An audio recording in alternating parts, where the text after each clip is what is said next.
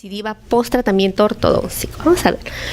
Tenemos el libro de Nanda y Burston. Tenemos un libro que habla sobre retención y estabilidad. Es un libro muy interesante donde nos marca muchos puntos y muchos asuntos sobre retención y estabilidad. Quise tomar esta primera parte donde ellos más o menos entran con un preliminar donde dice que cada ortodoncista se nos hace familiar, muy familiar las recidivas y por lo tal necesitamos un mecanismo de contención, ¿no? Lógico, para evitarlas. La estabilidad de la oclusión es resultante de la terapia ortodóntica. Esto claramente sería uno de nuestros principales objetivos desde el inicio del tratamiento. Entonces tenemos en cuenta que al empezar cualquier tratamiento, nuestro objetivo principal es que haya estabilidad a largo plazo. Y va a depender mucho esto de la capacidad de conseguir entender, la capacidad de entender todas las variables o todos los factores que puedan estar influyendo sobre la recidiva. Esto es también mucho lo que es el manejo de cada profesional, lo que nos lleva a realizar un diagnóstico muy adecuado y certero. Al realizar un diagnóstico adecuado, evaluando todas las variables, podemos conseguir manejar mejor lo que son algunos factores que nos pueden jugar en contra durante el tratamiento y a largo plazo. Dentro de nuestra literatura, nuestra amplia literatura, tenemos trabajos muy interesantes que hablan sobre, esta es una de la Engel Orthodontics del año 2007, es una revisión sistemática donde habla sobre la estabilidad a largo plazo del tratamiento ortodóntico y la satisfacción del paciente. La satisfacción del paciente post un tratamiento ortodóntico es bastante preocupante porque uno en la consulta privada encuentra o vienen por causa de retratamientos, porque se volvieron a torcer los dientes. Esa es la mayor preocupación, ¿no? Acabaron muy bien, tuvieron un tiempo corto y volvieron a torcerse los dientes. Entonces tenemos muchos pacientes que llegan para un retratamiento justamente por esta molestia. Entonces, a partir de ahí, ya el paciente está insatisfecho con el trabajo realizado por el otro colega, ¿no? Entonces, ese trabajo es un trabajo que habla a largo plazo y la satisfacción del paciente, donde ellos evaluaron la satisfacción del paciente por lo menos 5 años post tratamiento ortodóntico. Esta es una revisión sistemática donde ellos hacen un levantamiento de la literatura desde el año 66 al año 2005, donde en una base de datos inmensa ellos consiguen tener 1004 entre abstract, entre resúmenes y artículos completos, donde encuentran como resultados y conclusiones que los tratamientos de espiñamiento fueron exitosos, ¿no? Porque se consiguió la alineación y nivelación. Sin embargo, en el arco mandibular o en la mandíbula se disminuyó con el tiempo o a largo plazo la longitud de arco y la distancia intercanina. Eso quiere decir que al final del tratamiento estuvieron con una longitud de arco y una distancia intercanina determinada, y con el tiempo disminuye estas medidas. Y el apiñamiento se ve recurrente post contención. Entonces estos pacientes recidivan a largo plazo nuevamente con el apiñamiento tal vez inicial.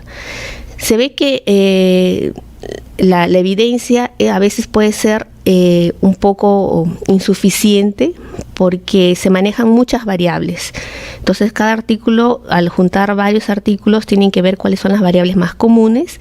Entonces a veces se encuentran que hay insuficientes variables en común para concluir que hay estabilidad a largo plazo después de un tratamiento en mordidas cruzadas, clases 3, mordidas abiertas y otras maloclusiones, ¿no? Y que se ve también la satisfacción del paciente no es muy clara en estos o en otros artículos, ¿no? Entonces, si ya empezamos a pensar un poco más allá, si mi paciente viene en conclusiones con todos estos trabajos, que es una revisión sistemática que junta los mejores trabajos con variables muy cuidadosas de selección, si a largo plazo mi paciente ya viene con una recidiva o recidiva esta maloclusión, lógicamente no va a tener una satisfacción o no era lo que esperaba en el tratamiento a largo plazo y estabilidad.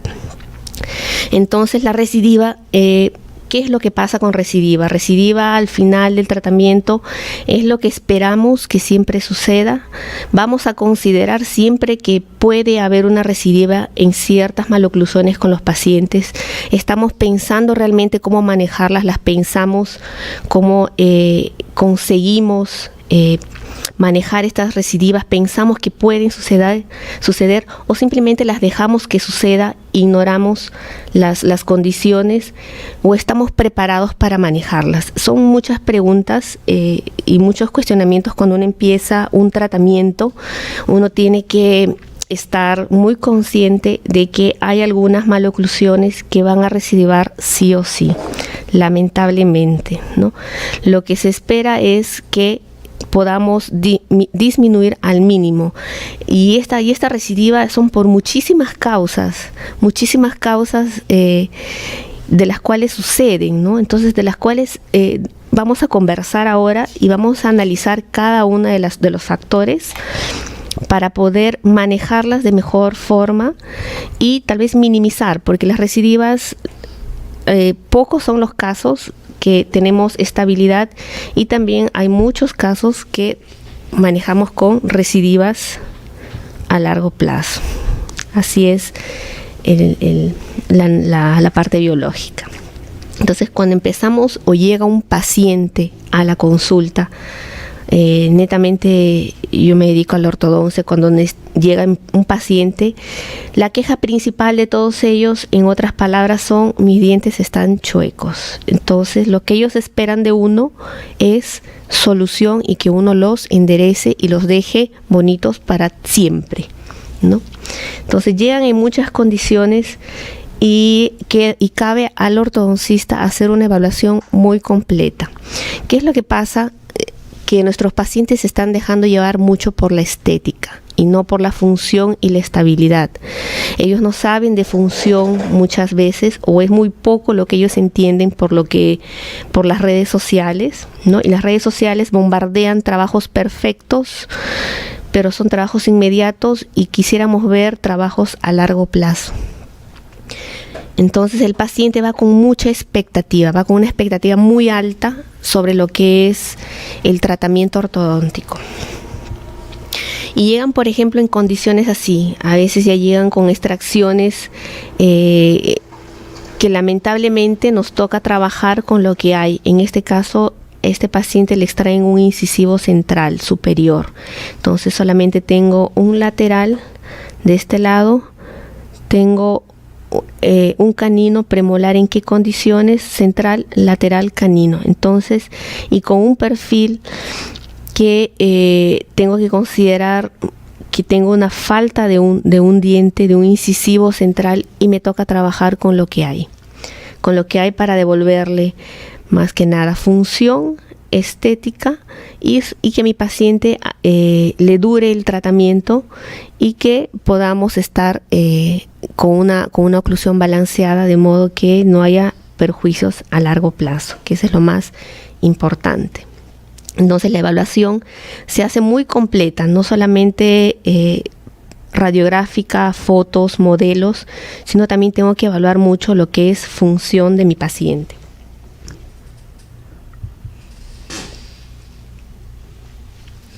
Otro paciente es otra paciente que llega a la consulta y ya había sido tratada anteriormente, donde le habían realizado extracciones en el arco inferior de premolares, y en el arco superior les extraen 2 premolares de un lado y un premolar del otro lado. Entonces, en las cuales mi paciente, en la evaluación, dice que en un principio o al final de su tratamiento ortodóntico anterior consiguió alinear todos los dientes y al poco tiempo, en un periodo de 6 a 8 meses, nuevamente ve el apiñamiento y las giroversiones.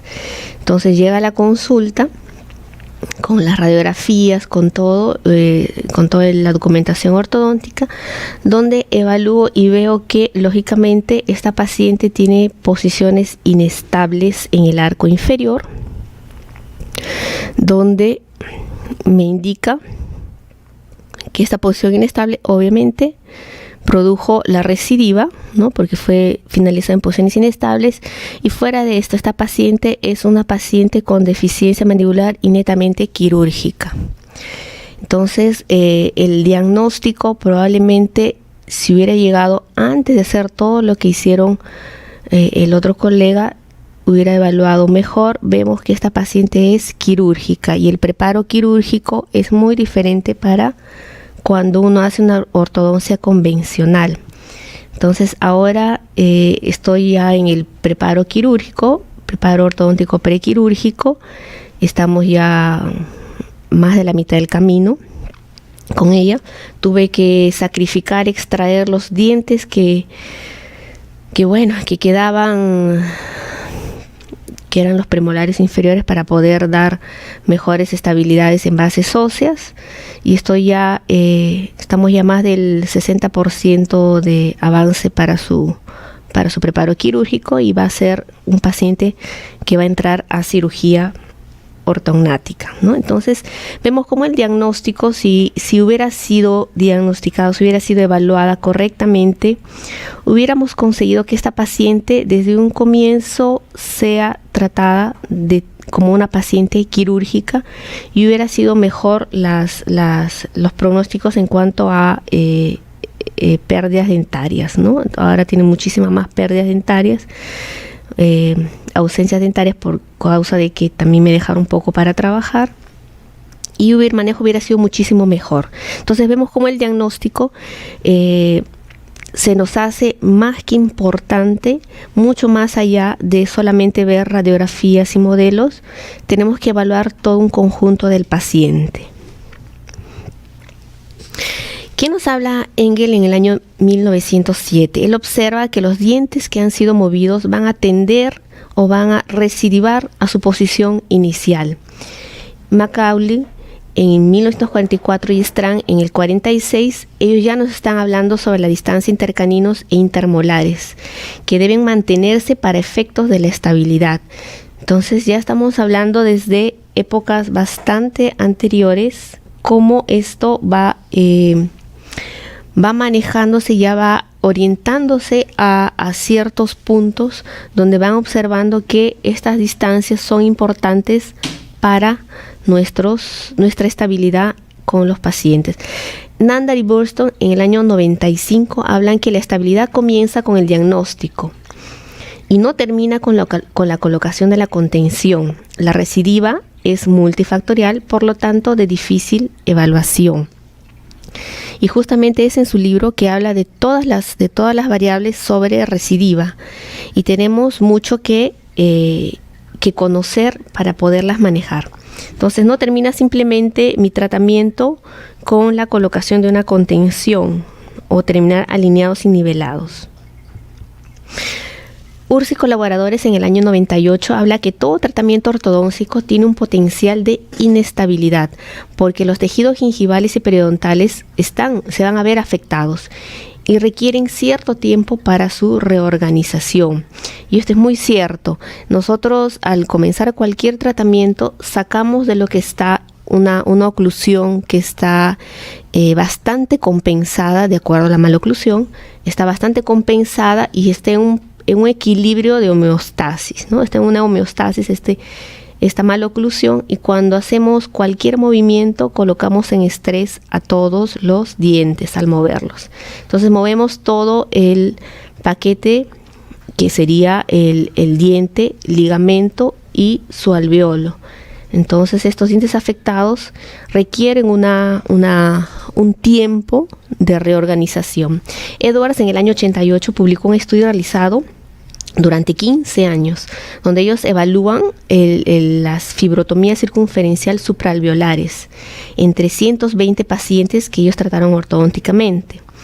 Ellos concluyen que el procedimiento quirúrgico redujo solamente un 30% la recidiva. O sea, solamente un 30% pudo ser controlado. O sea, un éxito solamente el 30% a pesar de que realizan el procedimiento quirúrgico de fibrotomías. Entonces hay un 70% de recidivas a pesar de. Entonces, ¿cuáles son a todo esto los factores que van a influir? Sabemos que las fibras circunferenciales, las fibras supraalveolares son de diferente origen a nuestras fibras del ligamento periodontal.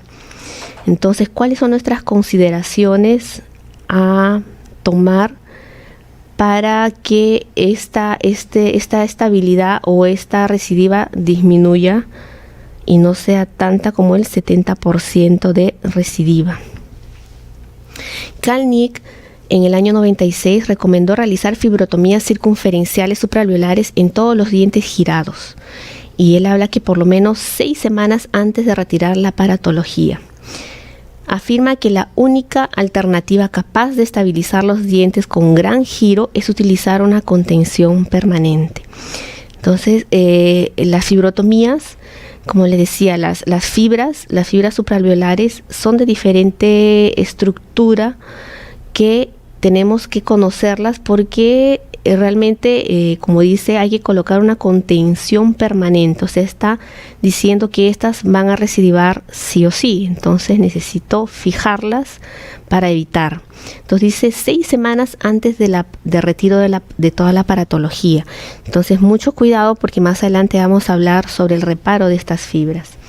Nanda y Burston en el año 95 también hablan sobre el potencial de recidiva que va más allá de lo impredecible de una cirugía de fibras gingivales y transeptales, que es necesario que las áreas de contactos interproximales y oclusales, que es necesario que exista un contacto interproximal para que las fuerzas se distribuyan a lo largo del arco, siendo importante, la presión labial y la fuerza que ejerce sobre los incisivos inferiores.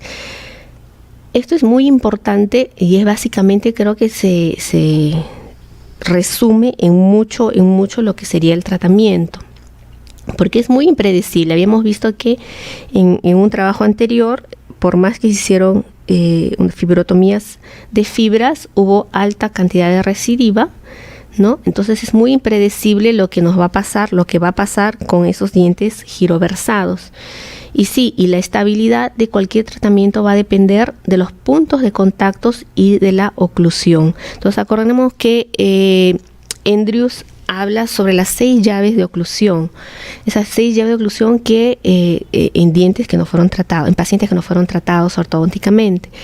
Y se ve cómo la estabilidad y cómo estos puntos, estas llaves, sí nos van a dar una oclusión ideal y va a ser muy buena para el paciente, evitando efectos colaterales e innecesarios. Entonces, a pos o después de terminar el tratamiento, lo ideal sería que nuestros pacientes acaben con una oclusión ideal, como nos dice Andrews en sus 6 llaves de oclusión.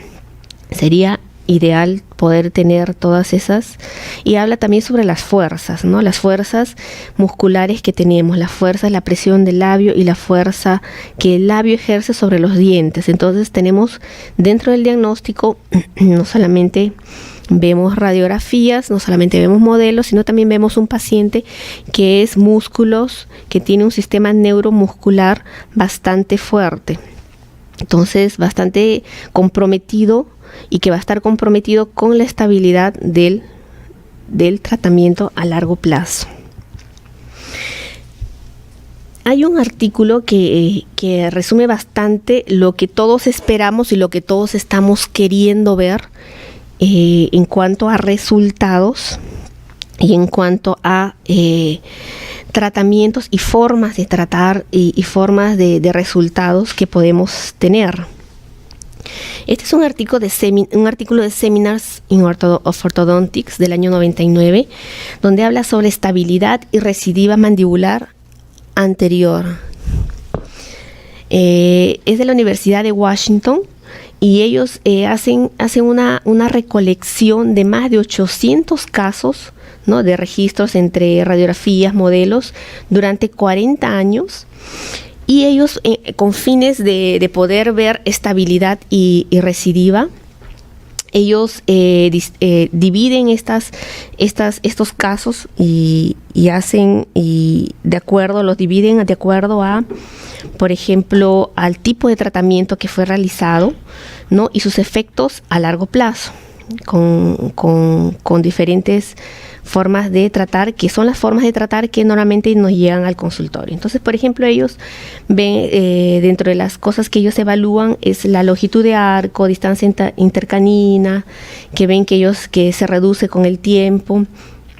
Ven que hay una fase de post-tratamiento que ellos evalúan de 20 a 40 años. Entonces, todos estos modelos, todos estos pacientes fueron evaluados de 20 a 40 años para ver la estabilidad. Donde también vemos dentro del grupo de pacientes que ellos tienen, ven también si el tercer molar sufre alguna influencia sobre la recidiva.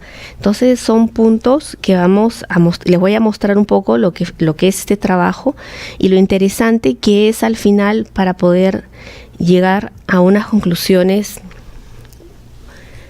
que nos van a dar algunas luces. Por ejemplo, habla sobre algunos casos, ¿no? En las primeras figuras, la figura 1 y 2, en el artículo muestra casos de pacientes con espaciamientos, con espacios generalizados o con pequeños espacios entre canino y premolares, como se ve en la figura 1, en la figura A.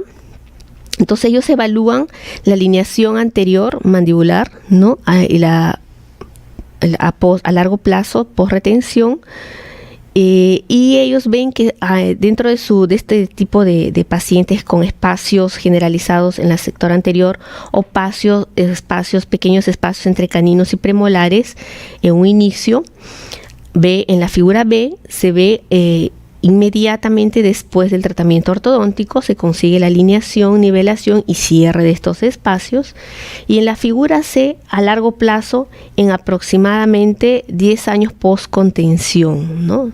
De 10 años post-contención vemos cómo está estabilizado, no se abrieron los espacios, se ve cómo se mantuvo esta estabilidad después de 10 años con este paciente. En la figura B, de la figura 2, de la figura 2 se ve que empieza con un leve apiñamiento anterior con giro del canino, a pesar de que tenía un espacio por distal de los caninos y mesial de los premolares, inmediatamente finalizando el tratamiento ortodóntico.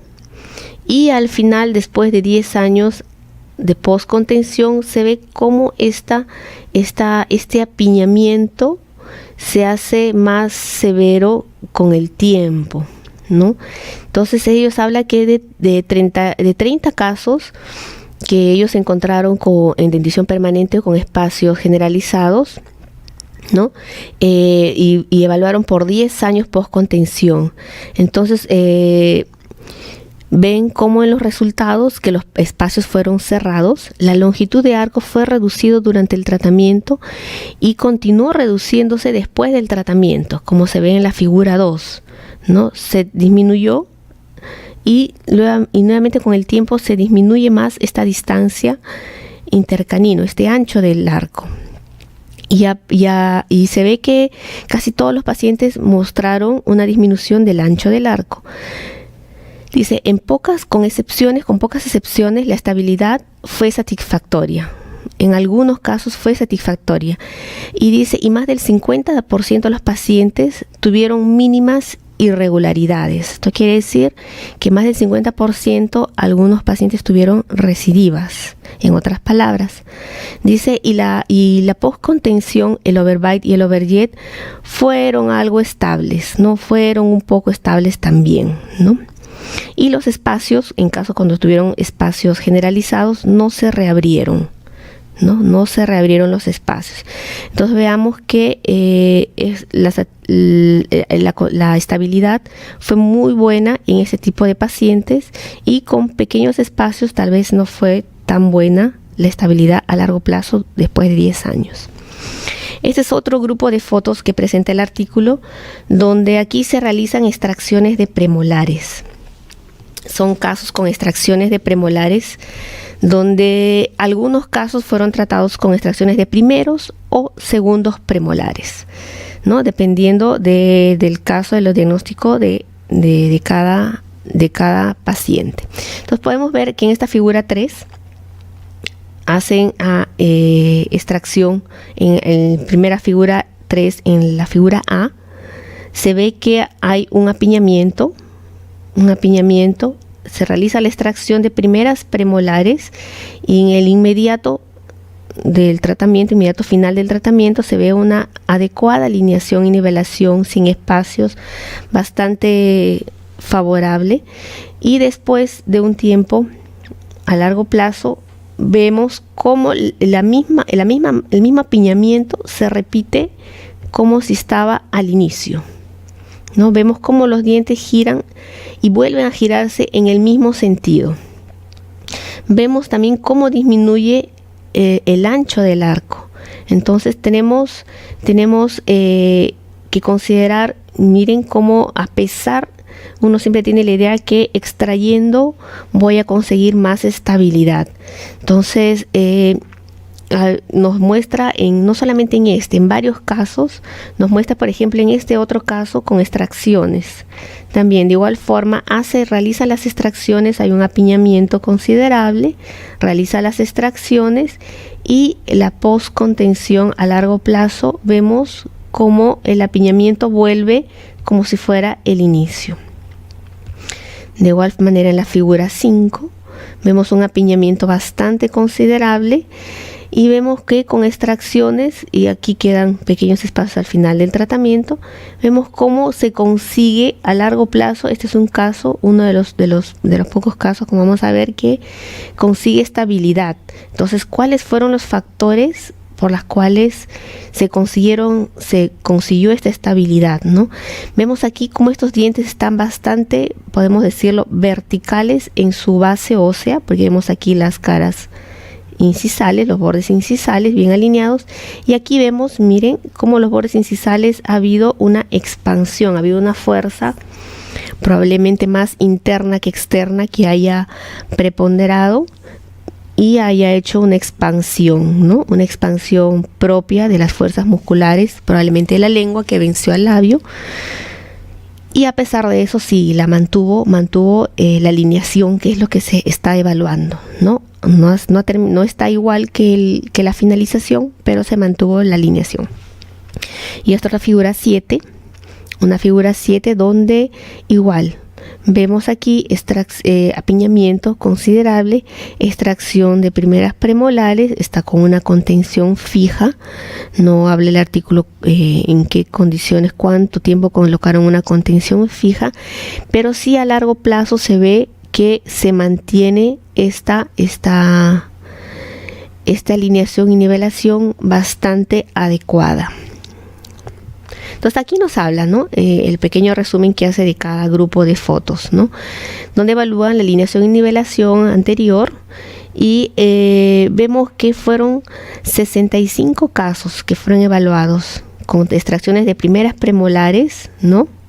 En dentición permanente, y la técnica en todo el artículo, todos los casos tratados que estoy mostrando, todos son con Edgewise estándar por la época, ¿no? Están hablando del año 66 y ellos dicen que fue todo Edgewise estándar, ¿no?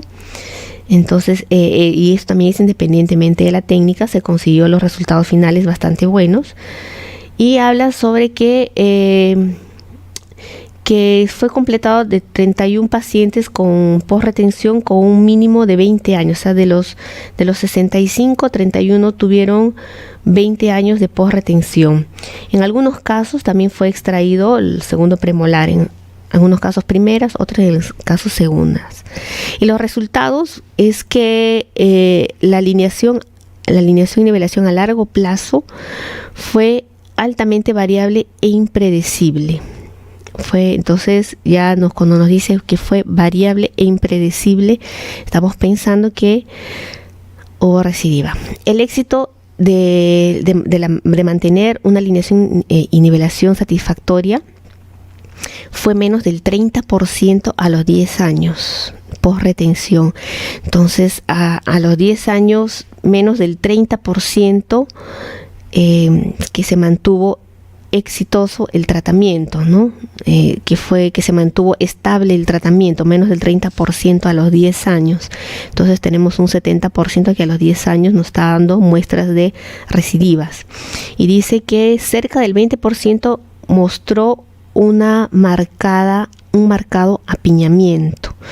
Entonces, como en las fotos vemos, en las figuras anteriores, probablemente volvieron a su estado inicial esos dientes, por eso es que hablan de marcado apiñamiento.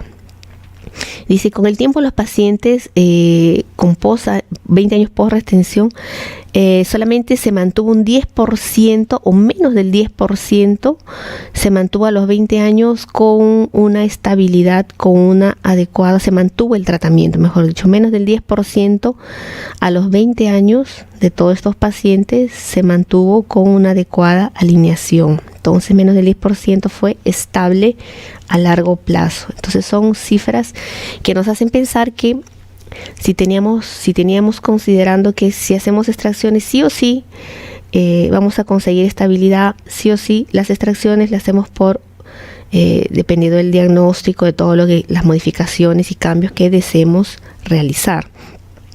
Entonces no necesariamente estamos viendo que la resultante va a ser estabilidad a largo plazo. Y aquí tenemos otro grupo de fotos de figuras que muestra el artículo, que nos habla sobre extracciones de primeras premolares en tratamientos con extracciones seriadas. Y este es muy interesante porque aquí empieza estos tratamientos, ¿no? Un grupo de tratamiento que es las extracciones seriadas, y que es una muy buena forma de abordar las maloclusiones. Entonces vemos cómo aquí hacen extracciones en pacientes con dentición mixta, empiezan, ¿no? Y en la figura A es el paciente al inicio, pre-extracción. La B es la figura cuando hacen la extracción y se espera el drift fisiológico. ¿Qué quiere decir esto? Que se espera que esto de alguna forma mejore con simplemente las fuerzas equilibradas del paciente, ¿no? Porque la indicación de extracciones seriadas son para un tipo específico de paciente. Mi paciente no puede ser desbalanceado muscularmente, porque ahí ya estaríamos hablando de otro tipo de maloclusión. Entonces, el drift es una acomodación de los dientes con la misma presión de la lengua y de los labios. Entonces, esta es una fase que sí, que yo también cuando hago extracciones seriadas, yo la espero para que el mismo organismo haga su propio balance de las piezas dentarias una vez extraídas. No coloco ninguna aparatología hasta esperar que el propio organismo haga el propio drift. Y la figura C es inmediatamente después de la fase activa de la aparatología, ¿no? Ortodóntica, y la figura D es la post-contención a largo plazo, ¿no? Lo que se espera a largo plazo. Entonces, ¿qué es lo que vamos viendo? Vamos viendo que estos pacientes niños que se ven en las fotos, estos pacientitos, empiezan con un apiñamiento, se hace inmediatamente la extracción del premolar y se espera el drift, donde se consigue ver que fisiológicamente una alineación y nivelación bastante satisfactoria, propio de la misma naturaleza, propio de la biología. En el tratamiento activo probablemente sean solamente para pequeñas giroversiones, cierres de espacios, que es una mecánica muchísimo más fácil cuando uno espera el drift, porque consigue ya ver todo balanceado. Y una contención a largo plazo. Vemos que a largo plazo se da el apiñamiento. Entonces, Estamos ya viendo algunos tratamientos donde pensamos que ya podemos estar esperando alguna situación de alguno de nuestros pacientes.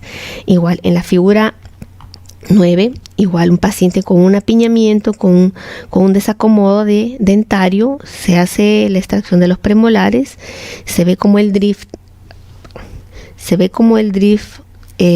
hace su trabajo, la fase activa de la alineación y nivelación, y vemos como a largo plazo algunos dientes vuelven un poco a su posición inicial. Vemos, por ejemplo, este lateral de aquí pasa aquí igual que entonces vemos cómo las recidivas nos están ya marcando y cómo tenemos que esperarlas a lo largo del tiempo, o sea, esperarlas en cierto tipo de giroversiones y de apiñamientos en nuestros pacientes. Entonces los resultados dicen que fueron mejorados, fueron muy buenos.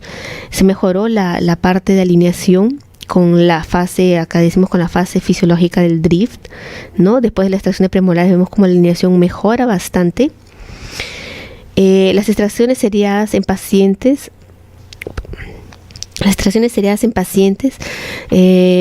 solamente se consiguió un éxito en menos del 30% a largo plazo con el tratamiento de extracciones seriadas, un éxito de menos del 30%. Y vemos cómo es impredecible, ¿no? Cómo es impredecible a largo plazo los resultados. Otro grupo de fotos, otro grupo de tratamientos, donde aquí este tipo de tratamientos son extracciones de incisivos. Extracciones de incisivos. En este artículo muestran extracciones de un incisivo central o de 2 incisivos, ¿no? Y nos muestra los resultados a largo plazo. Por ejemplo, en este primer grupo de fotos vemos el apiñamiento severo. Hacen la extracción aquí de 2 incisivos. Vemos aquí que solamente tiene 2 incisivos, tiene caninos, y a largo plazo vemos cómo este canino vuelve a girar en su posición anterior, inicial, por decirlo de alguna forma, ¿no? Pero el apiñamiento fue muy poco comparado con otros casos, con otro tipo de tratamientos. Aquí también se ve, aquí se extrae, aquí vemos un apiñamiento considerable, aquí extraen un incisivo y ponen una contención, ¿no? Entonces vemos cómo la estabilidad también la dio la contención. Aquí también vemos otro caso con apiñamiento bastante severo, con giroversiones de algunos dientes posteriores, extracción de 2 incisivos. Extraen 2 incisivos y a largo plazo se mantiene bastante satisfactoria la alineación y vemos cómo la rotación de este premolar no fue conseguido totalmente y cómo recidiva, y vemos las recidivas de estas giroversiones. Entonces, en este grupo de tratamientos, y bueno, específicamente con extracciones de incisivos, no todos los pacientes son candidatos a extracciones de incisivos. Ojo, que esto no quiere decir que porque vemos mayor estabilidad a largo plazo tenemos que extraer incisivos para tener estabilidad. No todos los pacientes son candidatos ideales para extracción de incisivos, así que a evaluar el paciente. Entonces hablaba sobre las extracciones, ¿no? Entonces en algunos casos fueron removidos 1 o 2 incisivos inferiores. Dice, la muestra consistió en 42 pacientes tratados con extracciones de incisivos con una técnica de Edgewise estándar, ¿no? Y vemos que los resultados en 29 pacientes con extracciones de un solo incisivo, ¿no? En 29 pacientes se les trajeron un solo incisivo, y el 56% con 2 incisivos, con extracciones de 2 incisivos mostraron, el 56% cuando les extrajeron 2 incisivos mostraron una alineación y nivelación un poco inaceptable, un poco comparado con si comparamos que el 56% no fue tan aceptable comparado con el 70% de los casos que fueron extraídos premolares. Acuérdense que cuando se extrajo premolares, en el grupo de premolares, de casos con premolares, el 70% dio recidiva. En cambio, de este grupo con extracciones de incisivos, y en el caso de 2 incisivos, el 56% tuvo recidiva. Entonces es bastante preocupante lo que uno va a esperar a largo plazo. Considerando que la mínima mal alineación estable en los pacientes, el 60%, dice el 60% de extracción incisivos fueron en esta categoría comparados con el 28% de extracción de premolares. Y también nos habla sobre las distancias intercaninas y longitud de arco, ¿no? Cómo van disminuyendo con el tiempo. Entonces y habla también sobre el overjet y el overbite, que fueron aceptables en los pacientes post-contención. Entonces vemos que las recidivas están bastante menos frecuentes con extracción de incisivos que con las extracciones de premolares. Y este es otro grupo de modelos que nos muestran cómo ellos han hecho expansión de arco. No han hecho extracciones y han hecho una alineación a merced de expansión, ¿no?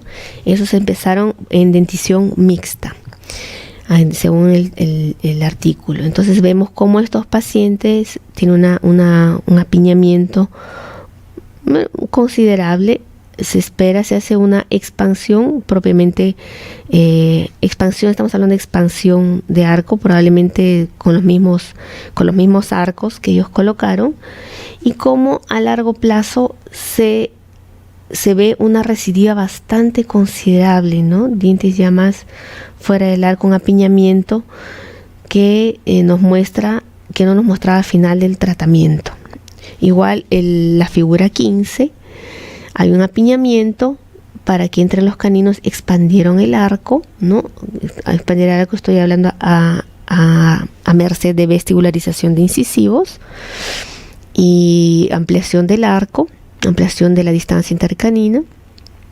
Y vemos cómo incluso hay pequeños espacios en distal del canino al final del tratamiento. Y post contención a largo plazo vemos el apiñamiento. Igual la figura 16, apiñamiento, expansión o vestibularización, y cómo fue muchísimo mejor esta situación al final de la postcontención, pero vemos que hay una depresión del arco en este lado que probablemente habría que evaluar, o ellos seguramente han evaluado cuál factor ha jugado aquí que este arco no se ha mantenido en la forma que ellos dejaron, ¿no? Entonces y vemos ya como tratamientos con extracciones de premolares, extracciones de incisivos, extracciones seriadas, y vemos simplemente con vestibularización o expansión de arco, como al final todos fueron inestables. Entonces, ¿qué factores, qué cosa tenemos que manejar? Entonces ya me imagino que los que me están escuchando estarán ya preocupados porque van a estar ya pensando esta noche que todos sus casos recidivan. Entonces esta noche van a estar con pesadillas a lo Halloween, ¿no? Estar con pesadillas, ¿para qué escuchar a la doctora? Quiere decir que ahora todos mis casos van a recidivar. Y no siempre es así. No siempre es así. Por eso mucho depende de la habilidad y del conocimiento del profesional. Mucho depende del diagnóstico, mucho depende de varias variables que vamos a ir conversando una a una. Y si vamos considerando, vamos a minimizar. Y en algunos casos vamos a tener éxito en el tratamiento a largo plazo. Por ejemplo, ¿no? Hablabas durante la dentición mixta el ampliar el arco. Decía de 26 pacientes con registros post-tratamiento, mínimo con 6 años de post-contención, fueron evaluados.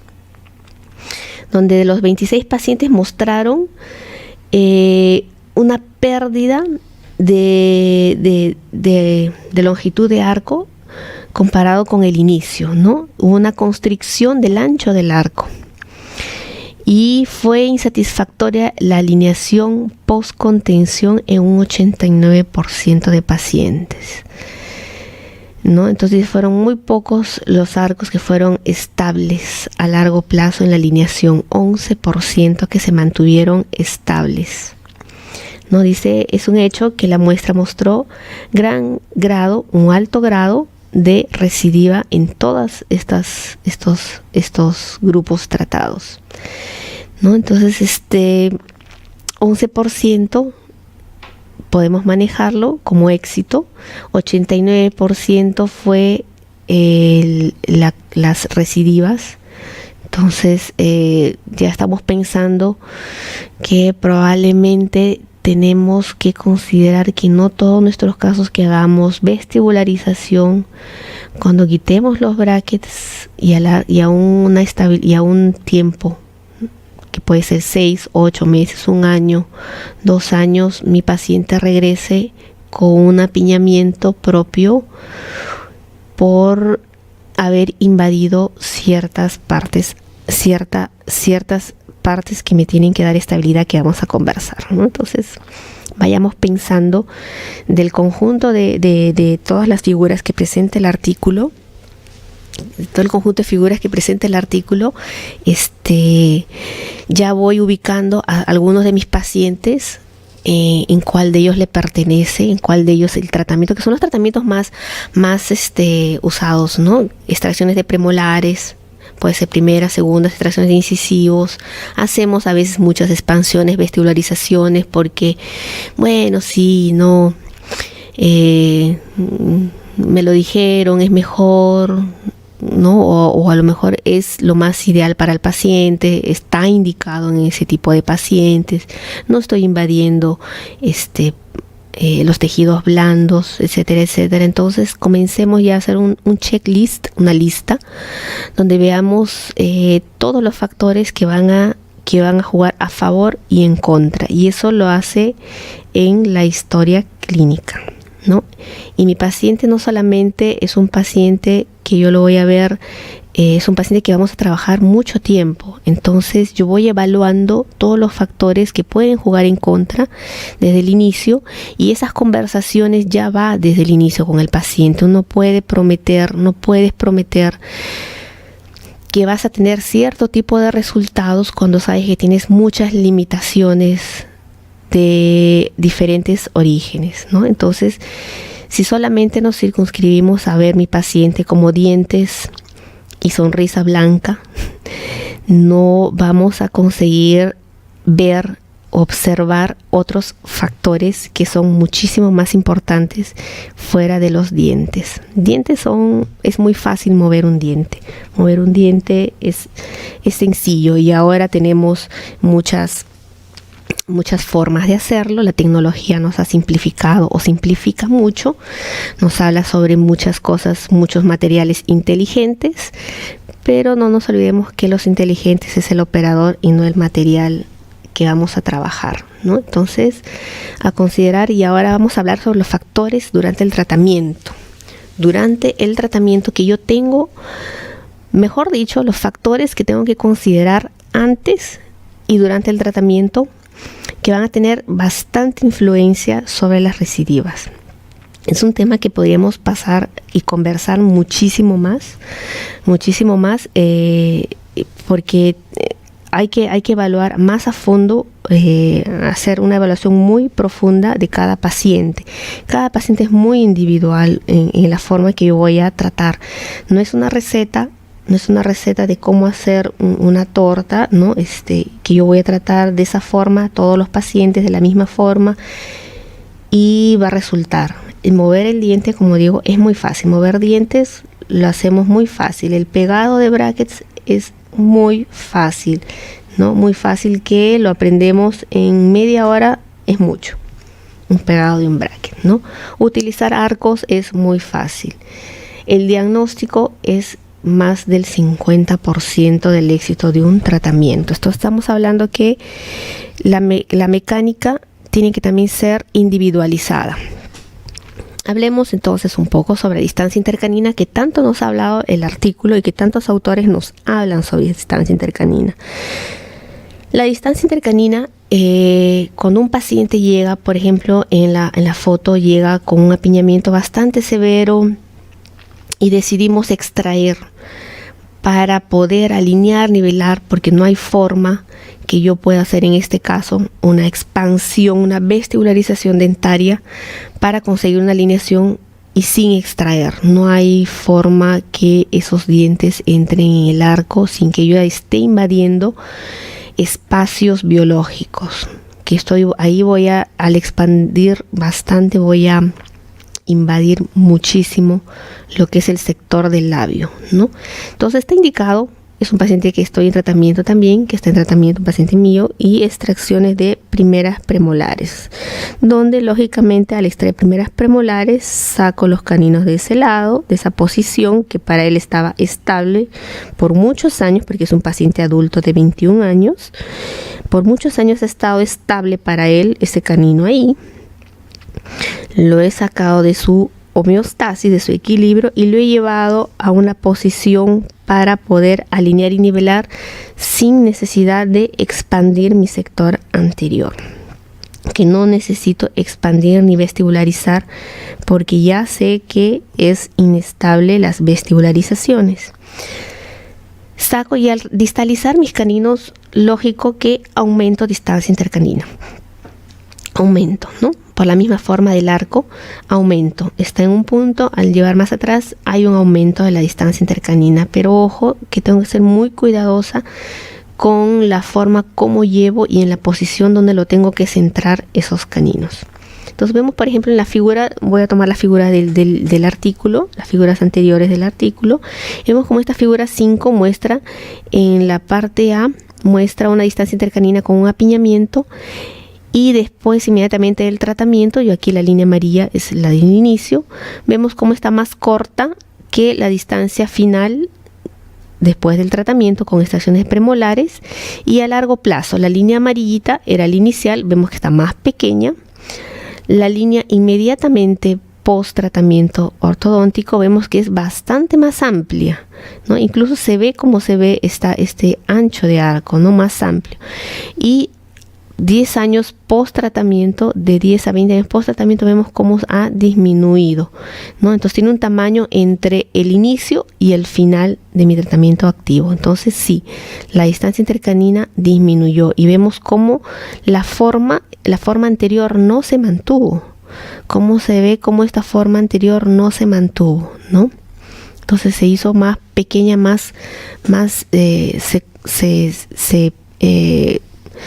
se compactó un poco más ese sector anterior. Igualmente en esta otra figura vemos cómo el apiñamiento está de esta forma. Cuando hacen inmediatamente final del tratamiento tiene una distancia intercanina. Al final esta distancia intercanina, si la comparamos con la distancia final post contención, ¿no? Vemos cómo al final disminuyó, y este es un caso de expansión dentaria. Entonces, a pesar que dicen que las disminuciones a veces son de 1.26 milímetros, 1.30, pero 1 milímetro y 30 es bastante en un paciente. Entonces, consideremos que tal vez estos datos a veces nos parecen muy pocos, pero 1 milímetro es a veces bastante y cuenta bastante en un paciente cuando hablamos de recidiva. Y tenemos muchísimos autores, y tendría que colocar muchísimos otros más que hablan sobre que si aumentamos la distancia intercanina nos va a llevar a una recidiva post tratamiento. Entonces son muchísimos autores, tendría que ser una lista más grande, y esta recidiva obviamente que va a dar se va a manifestar con el apiñamiento antero inferior. Entonces tenemos un apiñamiento por aumento de distancia intercanina. Entonces, ¿qué pasa con las expansiones del arco y la protrusión de los incisivos inferiores? Que son uno de los tratamientos que vimos en el artículo, ¿no? Cuando haces expansión del arco y protrusión de incisivos inferiores. Estoy hablando de expansión de arco como expansión, no como disyunción. No confundir, como expansión propiamente dicho por vestibularización de dientes o protrusión de los incisivos inferiores, tenemos que evaluar cómo va a quedar la posición final de estos incisivos. Entonces vemos en esta tomografía, en estos cortes, vemos el caso de un paciente que llega con esta compensación, entre comillas, para que consiga contacto dentario mi paciente. Entonces llega de esta forma con una inclinación del incisivo inferior prácticamente fuera de su alveolo. Entonces en el corte vemos que por vestibular esta paciente no tiene nada de hueso, ¿no? Entonces la dejan en un contacto porque querían tener contacto dentario. Y vamos de nuevo a la forma de pensar que este paciente no es un paciente compensatorio, es un paciente que debió ser tratado quirúrgicamente desde el inicio. Es un paciente que debió tenerse esa conversación de paciente quirúrgico. Entonces, lamentablemente, una posición bastante inestable, y va a la consulta y hay que hacer totalmente la descompensación de todo, para poder preparar para cirugía ortognática. Entonces vemos cómo el diagnóstico en algunos casos está siendo deficiente, y estamos recibiendo en la consulta casos que ahora la paciente, lo que hay de recesión gingival es bastante. Entonces no le puedo prometer muchas cosas, no le puedo prometer, incluso no sé si va a ser estable, qué tanto va a ser estable. Ojalá sea estable, porque no hay casi nada de hueso para poder trabajar. Entonces se trabaja con lo que hay. Entonces, ¿qué es lo que pasa? Tocando puntos, estábamos hablando con el doctor Marco, ¿qué pasa con puntos neurálgicos? Que estamos fallando un poco en lo que es diagnóstico, y sobre todo no estamos pudiendo diferenciar, algunos colegas, cuando un paciente es quirúrgico y cuando un paciente es para compensación dentaria. Hay situaciones donde las compensaciones realmente no valen la pena, porque estaríamos perjudicando más al paciente. Entonces, y tampoco no tenemos una filosofía de que los pacientes quieran hacerse o vayan para hacerse una cirugía ortognática. No hay una forma muy fácil de acceso en estos casos. Entonces también es una de las limitaciones, porque una cirugía ortognática, si no es por un hospital, si es de forma particular, es muy cara, ¿no? Entonces no hay forma de que tengan acceso a algunos pacientes, y optan por las compensaciones. Y algunos colegas también no pueden, tal vez no colocan en la balanza qué tan perjudicial al final será este tratamiento compensatorio. Entonces, viendo también otro factor importantísimo, cuando uno hace exceso de expansión de arco o protrusión, tenemos que evaluar el equilibrio muscular. Tenemos que ver el patrón de crecimiento de cada paciente. Cada paciente tiene sus propios patrones, sus propias formas musculares que tenemos que respetar, y a ver cómo funciona esa musculatura. Entonces, por ejemplo, los pacientes de clase 2-2 o pacientes braquicefálicos o braquifaciales, ¿no? Entonces vemos cómo la musculatura en estos pacientes es muy fuerte. Vemos aquí cómo los labios y el mentón, específicamente los labios, ejercen mucha fuerza sobre los dientes anteriores. Entonces, si yo no considero este paciente dentro de mi evaluación funcional de labios, de musculatura, y realizo una expansión de arco por vestibularización de dientes, lo que voy a tener en el mínimo corto, en el mínimo plazo, una vez retirada la aparatología, tengo recidivas, y recidivas bastante grandes. Longitud de arco, lo que les hablaba de los artículos sobre longitud de arco. La longitud de arco, cuando haces una expansión, una vestibularización de dientes o protrusión de dientes, aumenta esta longitud de arco. Y como les decía, si yo expando, tengo que saber, expando hacia vestibular, expando o vestibularizo, protruyo dientes, tengo que ver que no invada mis zonas musculares, mis espacios neutros, mi equilibrio de esta área, porque si no, la recidiva, como les vuelvo a decir, va a ser casi inmediata. Entonces la longitud de arco tengo que considerar para poder tener estabilidad a largo plazo. Y esta estabilidad, esta longitud de arco asociadas está muy en relación con la forma de arco de mi paciente. Yo tengo que respetar la forma de arco de mi paciente. Si mi paciente tiene una forma de arco ligeramente estrecha y triangular sobre su base ósea, yo no puedo pretender dejar un paciente con un arco ovoide o cuadrado al final del tratamiento. Estaría sobreexpandiendo todos mis dientes que no me van a dar estabilidad. Entonces, la forma del arco uno lo determina prácticamente desde el inicio del tratamiento, porque tengo que respetar ese paciente. Entonces, y como me preguntaba el otro día, cómo consigo esta expansión del arco al colocar arcos que no le pertenecen al tamaño ni a la forma de mi paciente. Entonces, por ejemplo, hay algunos arcos que los venden en small, medium, large, ¿no?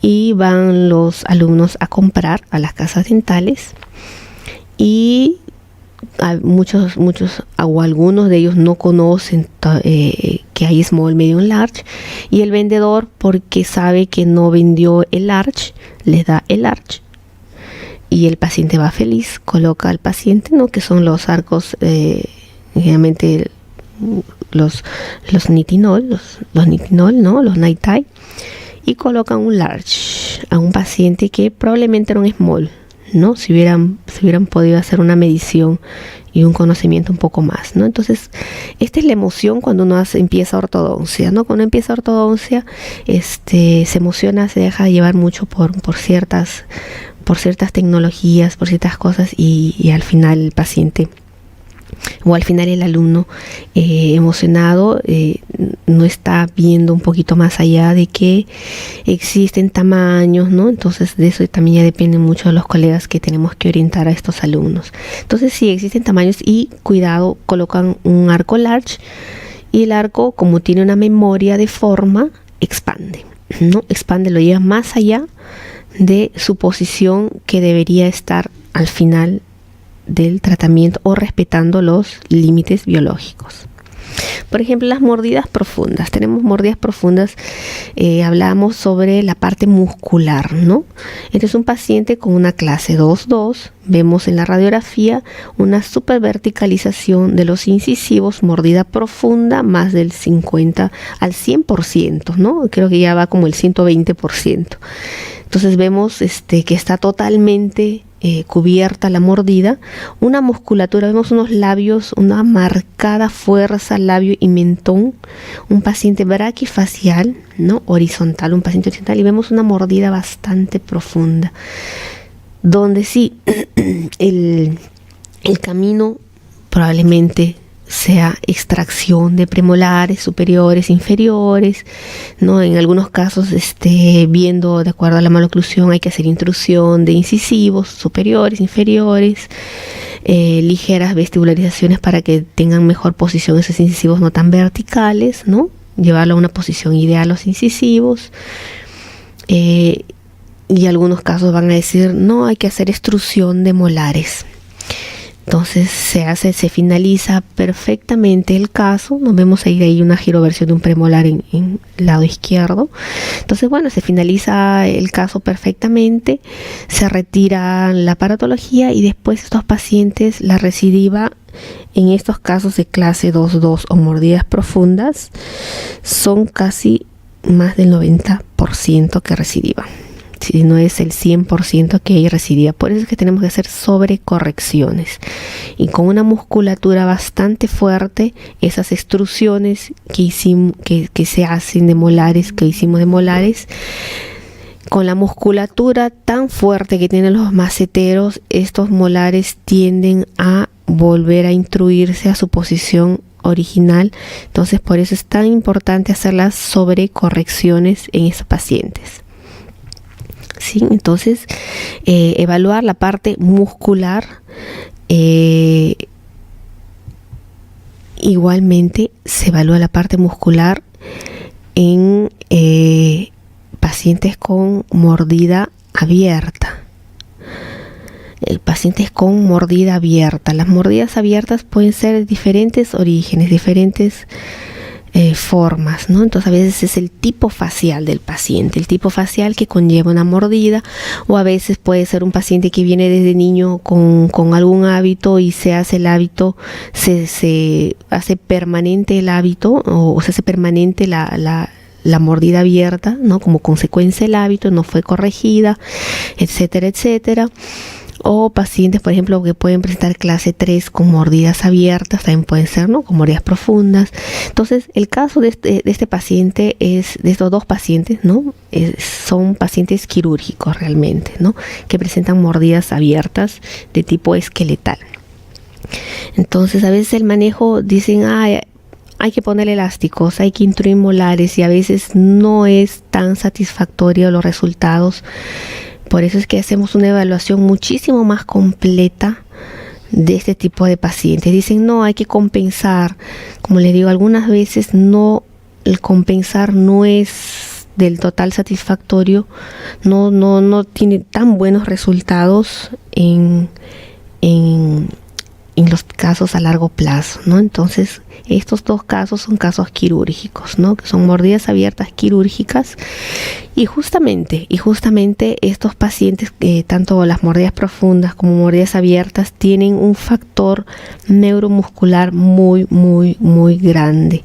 Entonces tenemos en ambos casos, con mordidas profundas y mordidas abiertas, así como en algunas otras maloclusiones, necesitamos una terapia neuromuscular que solamente lo da el fonoaudiólogo, fonoterapista, el rehabilitador en esta área, ¿no? Entonces es una combinación de tratamientos. Entonces todos los pacientes que veamos que tienen un desequilibrio neuromuscular necesitan sí o sí una terapia fonoaudiológica, que eso también nos va a ayudar. Y ojo que la terapia a veces, muchas veces, la mejor forma, la mejor edad es cuando son niños, cuando todavía no se establece lo que va a ser definitivamente su musculatura, ¿no? Porque tiene también una etapa de maduración la musculatura perioral de los músculos del labio, de la lengua, todos tienen una etapa donde se establece finalmente. Si vamos con una alteración neuromuscular en niños, llegamos a una fase adulta, la vamos a mantener porque no fue el momento, la fase adulta, muy pocos los resultados tan satisfactorios como cuando trabajar con niños. Y hablaba justamente de ese equilibrio de labios y la fuerza de la lengua. Labios y fuerza de lengua. Entonces, y vemos cómo los incisivos están a merced de este equilibrio neuromuscular. Este equilibrio va a estar dado justamente entre el labio y la lengua. Entonces, si invadimos este espacio, y estamos pensando con las vestibulares, por eso estamos pensando en los artículos, le puse las fotos de las sobreexpansiones, ¿no? Y vemos cómo invades el espacio de los labios, y cómo los labios ejercen su fuerza normal, y obviamente lo van a nuevamente llevarlo a la posición que ellos están mandando. Otro es la fuerza, en el sentido transversal, la fuerza de la lengua y del músculo buccinador, sobre todo cuando hacemos inclinaciones posteriores inadecuadas, ¿no? Hacemos a veces inclinaciones inadecuadas, lo que va a dar la recidiva va a ser el músculo buccinador, que muchas veces puede ser más fuerte que la lengua, si es que es un paciente con alguna deficiencia muscular de lengua, ¿no? Una lengua baja que no va a hacer la presión constante en sentido externo. Entonces, una evaluación fácil, simple, es ver las distorsiones fonéticas que pueden estar presentes. Por ejemplo, cuando hablamos con el paciente V, el contacto labio superior y incisivos inferiores.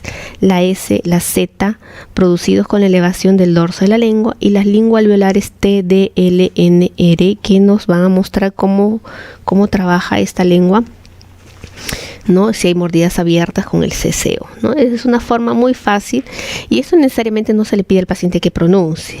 Simplemente uno lo hace evaluando cuando llega el paciente y conversas. En la anamnesis hay conversas, preguntas, no es necesario que le hagan repetir palabras extrañas al paciente, simplemente con la misma conversación uno se va dando cuenta la postura de la lengua con el pronunciar de ciertas letras o palabras, ¿no? Y específicamente en los pacientes quirúrgicos, ¿no? Los pacientes quirúrgicos hay mucha deficiencia del pronunciar de estas letras, ¿no? Porque son pacientes con muchos desvíos, mordidas abiertas, laterognatismos, etcétera, etcétera, que incluso el paciente no consigue articular bien las palabras, y por eso es que necesitamos del fonoaudiólogo sí o sí para después hacer una reeducación muscular. Hablamos de otro tipo, las giroversiones. Por ejemplo, en las giroversiones, como habíamos visto, no solamente en este paciente y en otros, es muy común los premolares. Entonces, el premolar a la hora que erupciona en una forma muy pasiva las fibras. Para él están, cuando erupciona el diente, las fibras para el diente están ok, ¿no? Hasta que viene al colega, al ortodoncista, y dice vamos a girar. Entonces, giramos, y este es un corte transversal de un diente. Vemos aquí la pulpa, dentina, cemento alrededor, ¿no? Es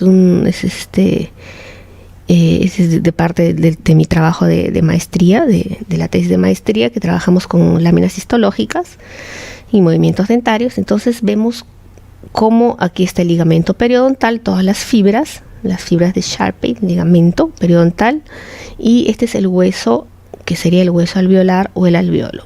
Entonces vemos cómo las fibras, cuando queremos girar este diente, cómo se desorganizan. Vemos aquí cómo están giradas este lado. Entonces eso es lo que va a pasar. Vamos a entrar en un estrés celular y de fibras. Entonces no solamente va a ser una giroversión porque tengo que corregirlo, porque es estable, porque va a ser más estable los puntos de contacto, sino que el diente también entra en un estrés, porque estamos sacándolo de su comodidad, de su homeostasis, estamos sacándolo de la comodidad con el que erupcionó y se quedó por muchos años.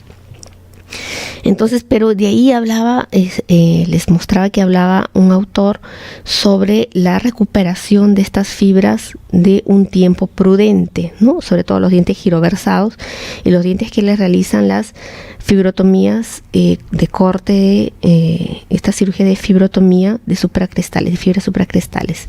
Entonces habla la literatura que las fibras colágenas necesitan un tiempo de reorganización de 4 a 6 meses.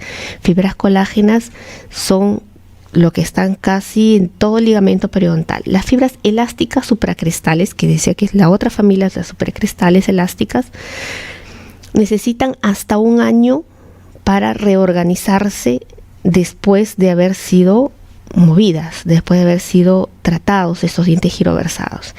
Entonces vemos que 4 a 6 meses para las colágenas, cualquier diente que hayamos movido, por eso es que las fibras elásticas necesitan hasta 1 año. Entonces ya vamos viendo cómo va a ser nuestra etapa de finalización, ¿no?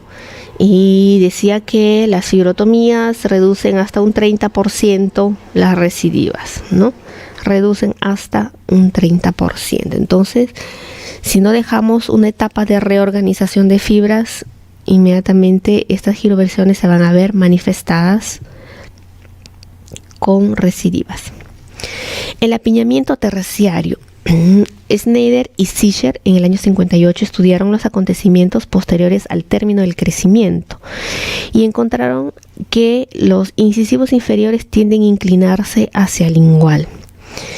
Slambolchi en el año 95 observó el apiñamiento en la región anteroinferior en casos tratados y en casos no tratados, donde aumentaron con la edad el apiñamiento, y esto fue muy independiente de la técnica que se realizó para tratar.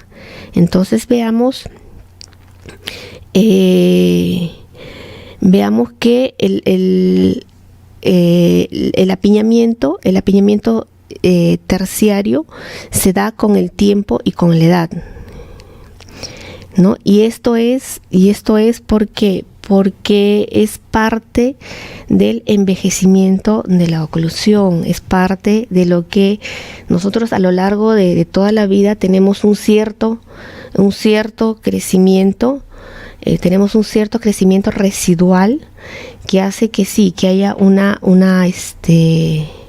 que haya una modificación, una remodelación en la sínfisis, y estos incisivos se van a ver afectados con apiñamiento, y por eso es que es la inclinación hacia el lingual, ¿no? Entonces, como hemos visto en todos los casos que hemos estado observando con recidivas. Y otra pregunta más es las terceras molares. Las terceras molares, en todos los casos, tengo que retirar en mi paciente, que voy a empezar una ortodoncia. Las terceras molares tienen influencia sobre el apiñamiento terciario, en el apiñamiento post-tratamiento. Hay mucha controversia y hay muchos trabajos realizados. Entonces, donde dicen que, y en esto hay estos autores donde comparan los casos tratados y no tratados ortodónticamente, ¿no? Donde concluyen que los terceros molares no influyen sobre la recidiva del apiñamiento anteroinferior, ¿no? Entonces ven, por ejemplo, dicen que en pacientes con ausencia congénita de terceros molares también se presentó apiñamiento tardío, y serían otras las razones por las cuales uno pide la extracción de estos terceros molares durante o antes del tratamiento ortodóntico.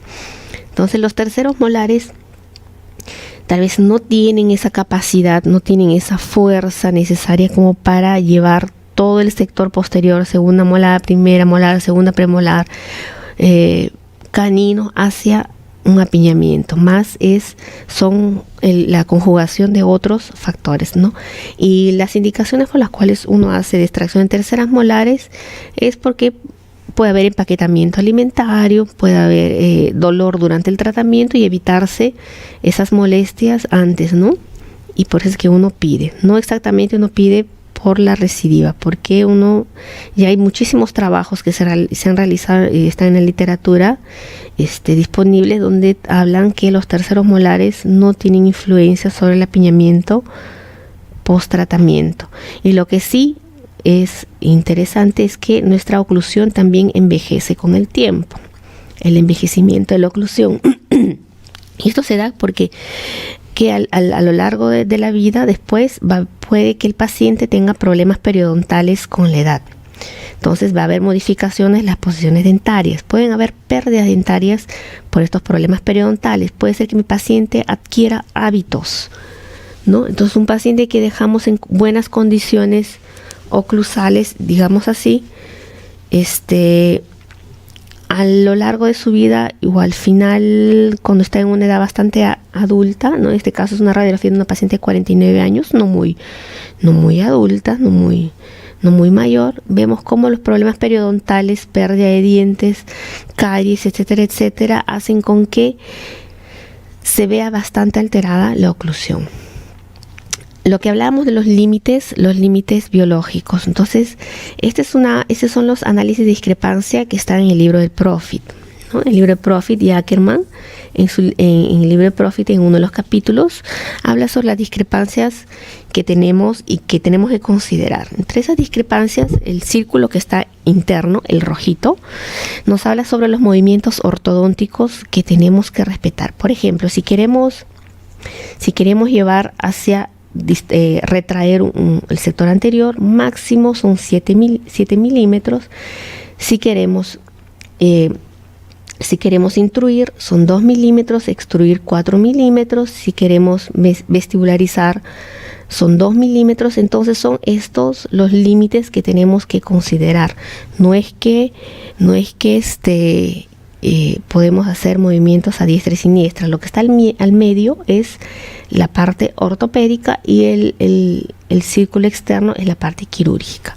Igual para los dientes inferiores tenemos límites para trabajar. Entonces, si empezamos por ahí, conocemos cuáles son los límites y conjugamos todos los factores que vinimos hablando sobre la parte muscular, invadir espacio neutro, labio, lengua, si veo cuáles son las posiciones más estables de mi paciente, y hago todo un análisis de todas las variables, puedo conseguir estabilidad, puedo tal vez llegar al éxito de decir no tuve recidiva, estaba esperándola, no tuve recidiva, o minimizar. Y hay algunas otras consideraciones para minimizar una recidiva, ¿no? Algunas consideraciones mecánicas que vienen después, para que sería interesante conversarlas porque son muchas en considerar.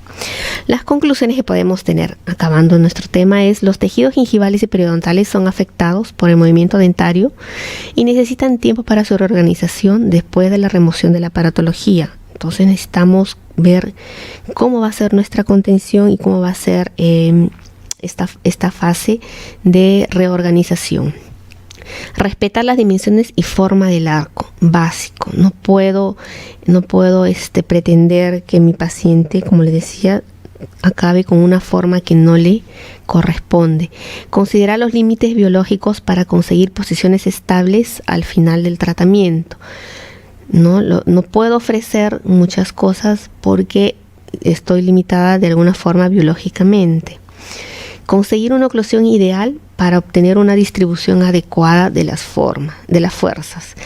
La oclusión tiene que ser lo más ideal posible, lo que nos hablaba Andrews en sus llaves de oclusión.